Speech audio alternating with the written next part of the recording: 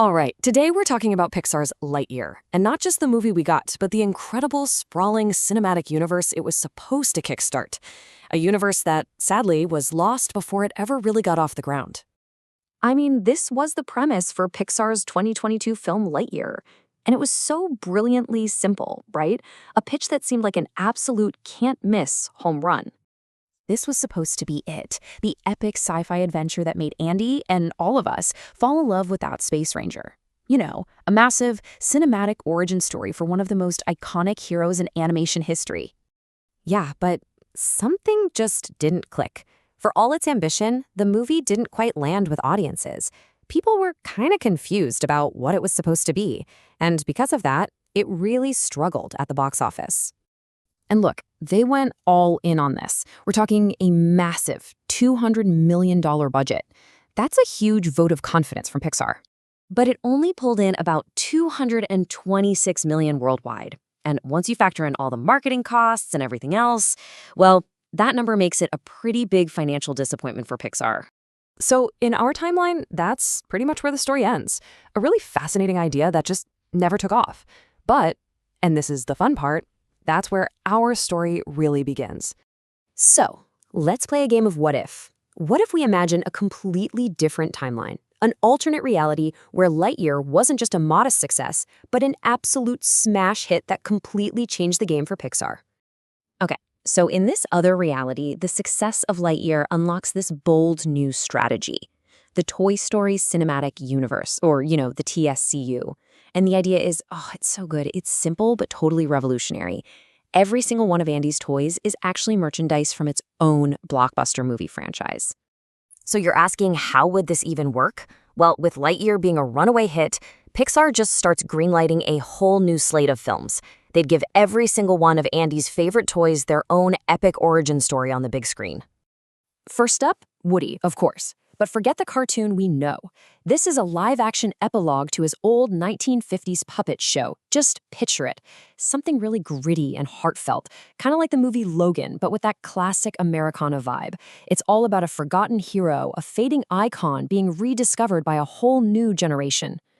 Okay, then you get a movie for Rex. On the surface, it looks like this massive Jurassic Park-style dino epic. But here's the brilliant twist. This T-Rex isn't actually scary. He's just trying so hard to be. The whole thing becomes this hilarious and actually really touching meta-comedy about insecurity and, finding your roar. And we gotta give Ham his own movie. I'm thinking a super slick Vegas-style crime comedy. He's the fast-talking, fourth-wall-breaking mastermind behind these incredible heists. I mean, that sarcastic genius finally gets the spotlight he deserves. And hey, even Slinky Dog gets his big moment. A totally charming adventure movie where he uses those one-of-a-kind stretchy powers to rescue a bunch of stranded animals. You can just see the creative, almost slapstick action scenes, right? It would be that awesome, family-friendly sleeper hit that everyone loves. Okay, so you've established all these individual heroes, all these different movie genres. What comes next? Well, of course, the TSCU would build to its very own massive Avengers-level crossover event. And who would be at the very center of this insane crossover? You guessed it, Mr. and Mrs. Potato Head. And get this, it's a multiverse adventure made in a historic team-up with Hasbro. The whole idea is this wild, chaotic, universe-hopping trip where they find out they can swap their parts with characters from other dimensions. It's basically a movie version of Super Smash Bros., but for toys. How cool is that? And this is where it gets absolutely wild. Just look at the mind-blowing scale of this thing. We're talking pulling in characters from Transformers, G.I. Joe, the Power Rangers, even the Monopoly guy, and Furby. Can you imagine? The creative potential here is just completely off the charts. So what's the secret ingredient that ties this whole universe together? It's something really simple and nostalgic. Each one of these movies would open with just a little glimpse of Andy or his sister Molly watching it as a kid. You'd see a worn-out VHS tape being pushed into a VCR, or maybe a shot of the movie title on an old theater marquee, or a prize from a cereal box. It's perfect.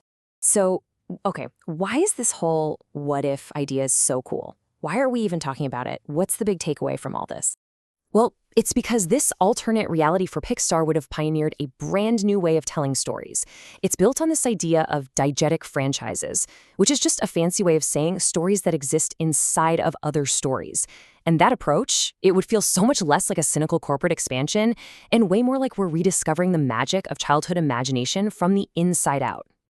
You see, the real Lightyear struggled because its premise, as clever as it was just a little confusing for people.